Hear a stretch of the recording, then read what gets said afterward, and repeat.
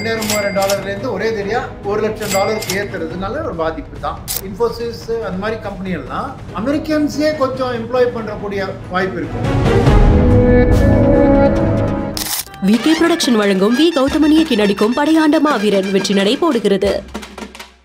சுற்றுலாவா யோசிக்கவே வேண்டாம். Sri Murugan travel agency 23 கிளைகள், 37 வருட அனுபவம். மெட்வே ஹாஸ்பிட்டல்ஸ், ஆரோக்கியத்திற்கான சிறந்த வழி.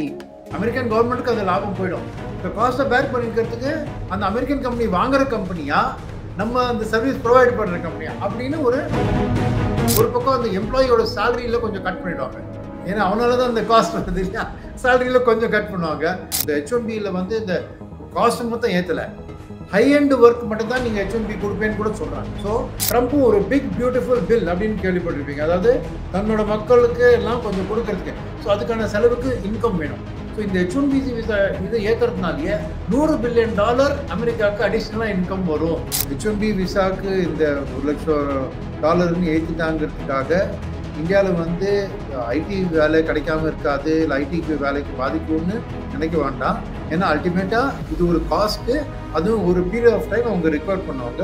அண்ட் ஐடி கம்பெனியில் வந்து பிஸ்னஸ் மாடல் இதனால மாற்றுவாங்க. மார்க்கெட்டில் டெஃபினட்டாக ஒரு ரியாக்ஷன் மண்டே அன்னைக்கு வரும். பட் அதுக்கு பயந்துட்டு எல்லாரும் யாரும் போய் ஐடி ஸ்டாக்கை ரெடி பண்ணியோ அந்த மாதிரி பண்ண மாட்டாங்க. மார்க்கெட் இது வந்து அட்ஜஸ்ட் பண்ணிட்டு இண்டிவிஜுவலாக ஒரு கம்பெனியும் பப்ளிஷ் பண்ணுவாங்க. தனக்கு என்ன பாதிப்பு வருது அதை பேஸ் பண்ணி ஜட்ஜ்மெண்ட் பண்ணலாம். அதனால ஓவராக பேனிக் பண்ண வேண்டிய அவசியம் இல்லை. இது வரைக்கும் H1B விசா கொடுத்ததுல 73% இந்தியன் கம்பெனிஸ்க்கு கிடைச்சிருக்கு. $1,00,000 விலையை மாத்திட்டாங்கன்னா ஆன்ஷோர் வேலைக்கு நீங்க வரணும்னா $100,000 அப்ளிகேஷன் ஃபீ கொடுக்கணும். 5 வருஷம்னா ஒரு வருஷத்துக்கு $20,000 உங்களுக்கு அடிஷனல் காஸ்ட் வரும். இப்போ அந்த காஸ்ட்டை யார் பேக் பண்ணிப்பாங்க? வணக்கம் சார். வணக்கம். H1B விசா அதை பற்றி தான் இன்னைக்கு வந்து நிறைய டாக்ஸ் வந்து போயிட்டு இருக்கு. இந்த H1B விசாவோட விண்ணப்ப கட்டணம் அப்படிங்கிறது வந்து அதிகரிச்சிருக்கிறத பார்க்குறோம். இது பர்டிகுலராக நம்மளுக்கு வந்து எந்த அளவுக்கு அஃபெக்ட் பண்ணும் சார் இந்தியன்ஸை பொறுத்தவரைக்கும்? இப்போ $2,000-3,000 இருந்த H1B விசாவோட காஸ்ட்டு $100,000 ஏற்றிட்டார். அதாவது 88 லட்சம் ரூபாய். அதாவது ஐடியில் பார்த்தீங்கன்னா 3 விதமான ஒர்க் இருக்குமா. ஒன்று வந்து ஆஃப் ஷோரிங், இங்கே பெங்களூரு சென்னையில் உட்காந்துட்டு அமெரிக்கன் கம்பெனிக்காக வேலை செய்கிறது. அது வெறும் இந்தியன் ஐடி கம்பெனி மட்டும் இல்லை, வெளிநாட்டு ஐடி கம்பெனி கூட இந்தியாவில் நிறைய சென்டர் வச்சு அவுட் சோர்ஸ் பண்ணிக்கிறாங்க. ஸோ அதுக்கு பேர் ஆஃப் ஷோர்னு வேலை பேர். ரெண்டாவது வந்து ஆன்ஷோர் வேலை, அதாவது அமெரிக்காவில் உட்காந்துட்டு அந்த வேலை. ஏன்னா சில வேலைக்கு அந்த சைட்டில் உட்காந்து தான் முடியும், அதுதான் ஆன்ஷோர். மூணாவது வந்து நியர் ஷோர் அப்படின்னு சொல்கிறது வந்து இப்போ அமெரிக்காவோட வேலையை கனடாவோ மெக்சிகோவோ நியர் டு அமெரிக்காவில் பண்ணுறது. ரைட்டு, அந்த 3 மாடலுமே எல்லா ஐடி கம்பெனியும் யூஸ் பண்ணுறாங்க. ஏன்னா அது காஸ்ட்டு, டைம் அட்வான்டேஜ் அதெல்லாம் பார்த்துட்டு அதுக்காக பண்ணுறாங்க. இந்த ஆன்ஷோர் பண்ணுற ஒர்க்குக்கு தான் H1B விசா தேவை. ஏன்னா அமெரிக்காவில் போய் வேலை பண்ணோன்னா அந்த H1B விசா கிடைச்சா தான் பண்ணலாம். ஸோ ஒரு வருஷத்துக்கு பார்த்தீங்கன்னா கிட்டத்தட்ட ஒரு 65,000 அப்ளிகன்ஸை அலோவ் பண்ணுறாங்க. ப்ளஸ் ஒரு 20,000 அடிஷ்னலாக இருக்குது. ஸோ ஒரு 85,000 பீப்புளை அமெரிக்கா வந்து H1B விசா கொடுக்குறாங்க. அதுக்கு அப்ளிகேஷன் 4 லட்சம் பேர் அப்ளை பண்ணுறாங்க உலகெங்கும். ஆனால் என்னென்னா பொதுவாக அந்த கம்பெனியோட எப்படி நிலைமை அதெல்லாம் பார்த்துட்டு அவங்களுக்கு ஒரு ப்ராசஸ் இருக்குது. இப்போ அந்த ப்ராசஸில் வந்து பார்த்தீங்கன்னா இது வரைக்கும் H1B விசா கொடுத்ததுல 73% இந்தியன் கம்பெனிஸ்க்கு கிடச்சிருக்கு.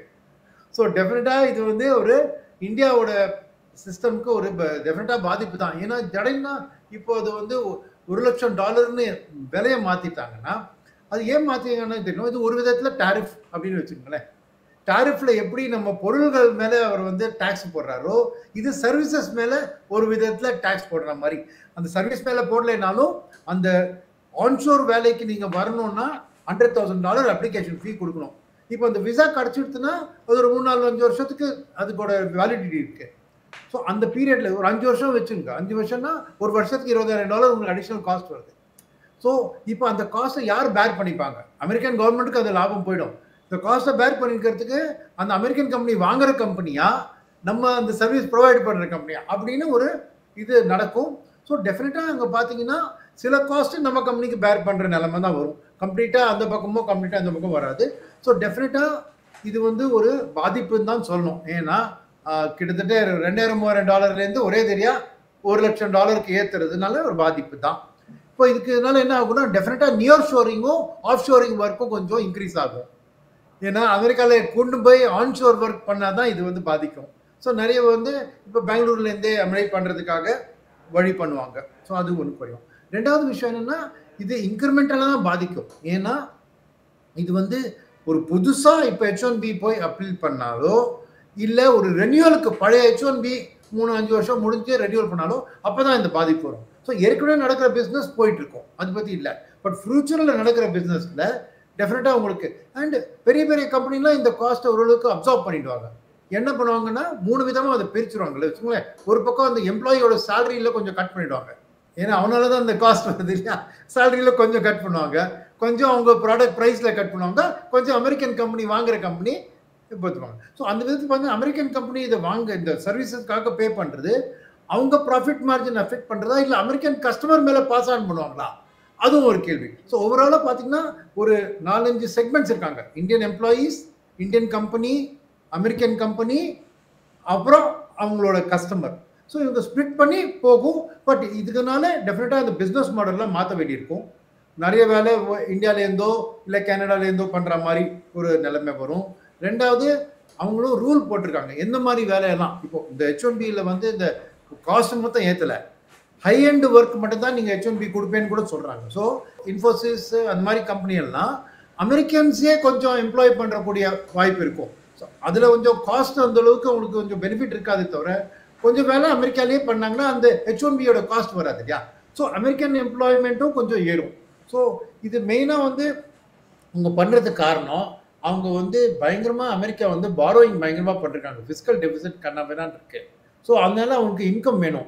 ட்ரம்ப்பும் ஒரு பிக் பியூட்டிஃபுல் பில் அப்படின்னு கேள்விப்பட்டிருப்பீங்க. அதாவது தன்னோட மக்களுக்கு எல்லாம் கொஞ்சம் கொடுக்கறதுக்கு. ஸோ அதுக்கான செலவுக்கு இன்கம் வேணும்.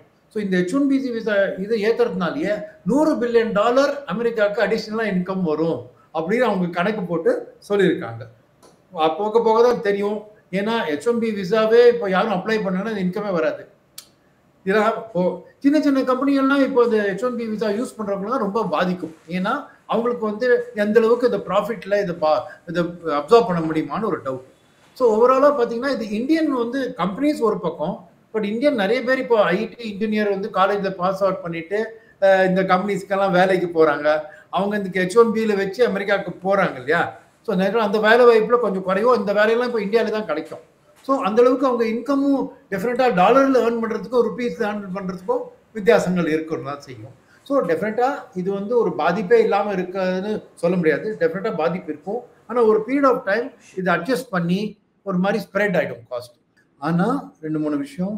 ஒன்று வந்து இதை லீகலாக சேலஞ்ச் பண்ணலாம் அமெரிக்கன் கோர்ட்டில். ஏன்னா ட்ரம்ப்போட எக்ஸிக்யூட்டிவ் ஆர்டரு அதுக்கு லீகல் வேலிட்டி இருக்கா. நிறைய ஒரு டேரிஃப் போடுறதுக்கே கோர்ட்டில் சேலஞ்ச் பண்ணியிருக்காங்க. இதோட சேலஞ்சும் பண்ணலாம். ஒன்று. ரெண்டாவது ஐடி கம்பெனிஸ்னால் பிஸ்னஸ் மாடல் கொஞ்சம் மாற்றி இதை அட்ஜஸ்ட் பண்ணுறதுக்கும் வாய்ப்பு இருக்குது. மூன்றாவது ஃப்ரெஷ்ஷாக உள்ள H1B விசாக்கும் ரெனியூவலுக்கும் தான் இந்த பாதிப்பு. ஸோ எக்ஸிஸ்டிங் அவங்க பிஸ்னஸ் நடக்கிறது நடந்து தான் இருக்கும். அதை பற்றி அவ்வளோவா இருக்கும் பிரச்சனையாக இருக்குது. ஸோ மார்க்கெட்டில் டெஃபினட்டாக ஒரு ரியாக்ஷன் மண்டே அன்னைக்கு வரும். பட் அதுக்கு பயந்துட்டு எல்லாரும் யாரும் போய் ஐடி ஸ்டாக்கை ரெடீம் பண்ணியோ அது மாதிரி பண்ண மாட்டாங்க. மார்க்கெட் இது வந்து அட்ஜஸ்ட் பண்ணிட்டு இண்டிவிஜுவலாக ஒரு கம்பெனியும் பப்ளிஷ் பண்ணுவாங்க. தனக்கு என்ன பாதிப்பு வருது அதை பேஸ் பண்ணி ஜட்மெண்ட் பண்ணலாம். அதனால ஓவரா பேனிக் பண்ண வேண்டிய அவசியம் இல்லை. சார், ஏற்கனவே வந்து பாத்தீங்கன்னா ஐடி துறை அப்படிங்கிறது வந்து நிறைய சவால்களை வந்து சந்திச்சுட்டு இருக்கு. இப்போ பர்டிகுலரா இந்த ஒரு விஷயம் வந்து நம்ம பார்த்தோம், நீங்களும் சொல்லியிருந்தீங்க இந்தியன்ஸ் தான் வந்து 70% இந்த H1B விசா வந்து அப்ளை பண்றாங்க அப்படின்னு சொல்லி. இது இன்னும் இந்த ஐடி துறையை எந்த அளவுக்கு ஒரு சேலஞ்சிங்கான ஒரு பொசிஷன்ல எடுத்துட்டு போய் வைக்கும் சார்? சரி, டெஃபினட்டா ஒன்று பார்த்தீங்கன்னா இந்த ஐடி துறை வளர்ந்ததுக்கு காரணம் வந்து அமெரிக்காவுக்கு இது தேவை, அதை மறக்கக்கூடாது. ஸோ என்ன ஆனாலும் இதுக்கு வந்து இந்தியா தவிர வேற நாடு கிடையாது அவங்கள்ட்ட போய் இந்த ஐடி சர்வீசஸை சர்வீஸ் கொடுக்கறதுக்கு, ரைட்டா? ஸோ எதுக்கு சொல்ல வரேன்னா H1B விசா ஒரு போர்ஷன் ஆஃப் த ஒர்க்கு. இப்போ ஏஐனால ஒரு சேலஞ்ச் வந்திருக்கு ஐடி செக்டருக்கு, ஓவரால் வேர்ல்டில் ஒரு ஸ்லோ டவுன் வந்திருக்கு, அந்த சேலஞ்ச் வந்திருக்கு. ஸோ பல சேலஞ்சஸ். ஆனால் ஐடி செக்டர் பார்த்தீங்கன்னா கடந்த ஒரு 20-30 வருஷத்தில் பார்க்காத சேலஞ்ச் கிடையாது. Y2Kயோட சேலஞ்ச் இருந்தது, கோவிடோட சேலஞ்ச் இருந்தது, குளோபல் ஃபினான்ஷியல் கிரைசிஸ். ஸோ என்னென்னா இந்த கம்பெனிஸ் கிட்ட ஒன்று ஞாபகம் வச்சுக்கணும், வந்து அவங்கெல்லாம் வந்து பாரோயிங்கே வச்சுக்கிறது இல்லை. Zero borrowing, zero debt company. Cash balances பயங்கரமாக இருக்குது எல்லார்ட்டையும். ஸோ எதுக்கு சொல்கிறேன்னா அவங்க வந்து இந்த மாதிரி இதெல்லாம் வச்சுக்கோங்க. இப்போ ஒரு அமெரிக்கன் கம்பெனியாக வாங்கினாங்கன்னு வச்சுக்கோங்க, அப்போ அந்த அமெரிக்கன் கம்பெனியை வாங்கி அங்கே பண்ணலாம். டெஃபினட்டாக ஐடி சைடு காஸ்ட் ஏறும். அந்த காஸ்ட் யார் பேர் பண்ணுறது, அதுதான் பெரிய குவரி. ஏன்னா இந்தியா விட்டா வேற மற்றபடி இந்த பெரிய நாட்டா எந்த கம்பெனியும் இல்லாதனால உங்களுக்கு வந்து இந்த காஸ்ட் அல்டிமேட்டா கஸ்டமர் மேல பாஸ் ஆன் ஆயிடும். அதனால அமெரிக்கன் மக்கள் மேலதான் இந்த காஸ்ட் வந்து சேரும். ஸோ அதனால டெஃபினட்டா இதெல்லாம் ஷார்ட் டேர்ம்ல சேலஞ்சஸ் தான். இது இன்னொரு சேலஞ்ச் வந்து முடிஞ்சிருக்கு. பட் இது மீறி அவங்க வெளியில வந்துருவாங்க அப்படிங்கிற நம்பிக்கையும் எனக்கு இருக்கு. ஏன்னா நிறைய சேலஞ்சஸ் இந்த மாதிரி பாஸ்ட்ல அவங்க டேக்கிள் பண்ணியிருக்காங்க. சார், ஒரு பக்கம் வந்து நம்ம இந்த வேலை இழப்பு அப்படிங்கிறதும் தொடர்ந்து ஐடில வந்து நடந்துட்டு இருக்கு. இப்போ இது இம்ப்ளிமெண்டேஷன் ஆச்சுன்னா வேலை இழப்பு அப்படிங்கிறது நம்ம இந்தியன்ஸை பொறுத்த வரைக்கும் எந்த அளவுக்கு இருக்கும் சார்? டோட்டலா 85,000 விசாஸ் தான் வருஷத்துக்கு. அந்த அதோட ரெனியூல சேர்த்தா ஒரு 1.25 லட்சம் வச்சுக்கோங்க. 1.5 லட்சத்துல 70% இந்தியாவுக்குன்னா ஒரு 80-90,000. நம்ம ஜனத்தொகைக்கு தௌசண்ட்ஸ்ல பேசக்கூடாது, நம்ம லட்சக்கணக்கிலயோ கோடிக்கணக்கில் தான் பேசணும். அதனால இது ஒரு ஸ்மால் ஓவரால் இம்பாக்ட் வந்து பாத்தீங்கன்னா இது ஸ்மால் தான். ஏன்னா டோட்டல் நம்ம ஜனத்தொகைக்கும் இந்த பர்சன்டேஜுக்கும் சம்மந்தமே கிடையாது. H1B விசாவுக்கு இந்த $1,00,000 ஏற்றிட்டாங்கிறதுக்காக இந்தியாவில் வந்து ஐடி வேலை கிடைக்காம இருக்காது, இல்லை ஐடிக்கு வேலைக்கு பாதிக்கும்னு நினைக்க வேண்டாம். ஏன்னா அல்டிமேட்டா இது ஒரு காஸ்ட், அதுவும் ஒரு பீரியட் ஆஃப் டைம் அவங்க ரெக்கார்ட் பண்ணுவாங்க. அண்ட் ஐடி கம்பெனியில் வந்து பிஸ்னஸ் மாடல் இதனால மாற்றுவாங்க.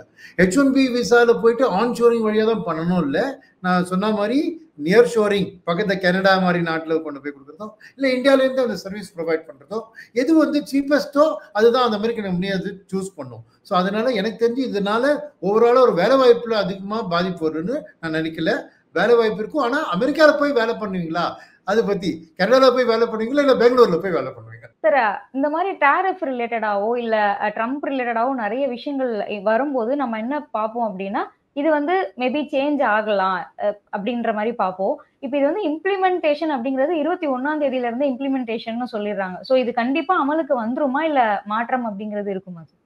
21ஆம் தேதிக்குள்ள கோர்ட்ல போய் சேலஞ்ச் பண்றதுக்கு வாய்ப்பு இருக்கான்னு தெரியல எனக்கு. டெஃபினட்டா இவங்க ஆர்டர் பண்ணா 21ல வந்துடும். பட் சேலஞ்ச் எப்போ வருதோ அது வந்து விட்டான்னா பேக் டேட் எஃபெக்டோட அது எஃபெக்ட் ஆகிடும். பட் இப்போதைக்கு 21ஆம் தேதியோட எஃபெக்டா. அதனால நான் வந்து படித்தேன். நான் வந்து மைக்ரோசாஃப்ட் கூட தன்னோட H1B எம்ப்ளாயிஸ்லாம் அமெரிக்காலே இருக்கிறவங்களாம் அப்படியே இருக்க சொல்லியிருக்காங்க. வெளிநாட்டில் இருக்கிறவங்க 21ஆம் தேதி கூட அமெரிக்காக்குள்ள வந்துருங்க அப்படின்னு சொல்லியிருக்காங்க. ஸோ கிளியர் கட்டா அது 21ஆம் தேதி வந்துடும். சார், பங்குச்சந்தை பொறுத்த வரைக்கும் ஐடி செக்டர் அப்படிங்கிறது கண்டிப்பா நம்ம பார்த்துட்டு இருக்கோம். லாஸ்ட் இயர்ல இருந்தே ரொம்ப ஒரு டவுன் ட்ரெண்ட்ல தான் இருக்கு. இது இந்த செக்டார் பொறுத்த வரைக்கும் இன்னும் எந்த அளவுக்கு ஒரு அழுத்தத்தை கொடுக்கும்? ஏற்கனவே இந்த மாதிரி பேட் நியூஸ்லாம் ரொம்ப அந்த பிரைஸ்லேயே வந்துடுது. அதனால இந்த ஒரு மாசம் பார்த்தீங்கன்னா ஆக்சுவல் ஐடி செக்டர் ரிகவர் ஆகிடுது. ஏன்னா நிறைய ஃபண்ட் மேனேஜர் என்ன ஃபீல் பண்ணாங்கன்னா, இது நிறைய இந்த மாதிரி நெகட்டிவ் நியூஸ் வந்து ஆல்ரெடி ஒரு வருஷம் 2 வருஷம் பார்த்தீங்கன்னா நிஃப்டியோட பர்ஃபார்மன்ஸோட ஐடி செக்டர் ரொம்ப மோசமாக இருந்திருக்கு. ஆனால் அந்த ஒரு மாசத்துல கொஞ்சம் ரெக்கவரியா இருக்கு. ஏன்னா ஃபண்ட் மேனேஜர்லாம் ஐடி ரொம்ப வெறுந்துடுத்துன்னு சொல்லி வாங்க திரும்ப ஆரம்பிச்சிருக்காங்க. இப்போ அது வாங்க திரும்ப ஆரம்பிச்சது கொஞ்ச நாளைக்கு நிற்கும். ஏன்னா இந்த சிச்சுவேஷன் எப்படி வருதுன்னு பார்த்துட்டு. பட் ஓவராலா நிறைய கரெக்ஷன் ஆல்ரெடி ஆனதுனால இன்னும் ஃப்ரெஷ்ஷா ரொம்ப அதிகமாக கரெக்ஷன். எஸ், மண்டே ஒரு நீ ஜர்க் ரியாக்ஷன் இருக்கும். பட் அதுக்கப்புறம் ஒரு கொஞ்சமான ரிகவரியாவது ஒரு செய்யும். சார், இன்னைக்கு நம்ம நிகழ்ச்சியில கலந்துக்கிட்டு இந்த H1B விசா ரிலேட்டடா நிறைய விஷயங்கள் இதுக்காக பகிர்ந்துக்கிட்டீங்க. Thank you so much for joining. Thank you very much. VK production வழங்கும் வி கௌதமன் இயக்கி நடிக்கும் படையாண்ட மாவீரன் வெற்றி நடை போடுகிறது. சுற்றுலாவா யோசிக்கவே வேண்டாம். ஸ்ரீ முருகன் டிராவல் ஏஜென்சி 23 கிளைகள், 37 வருட அனுபவம். மெட்வே ஹாஸ்பிட்டல்ஸ், ஆரோக்கியத்திற்கான சிறந்த வழி.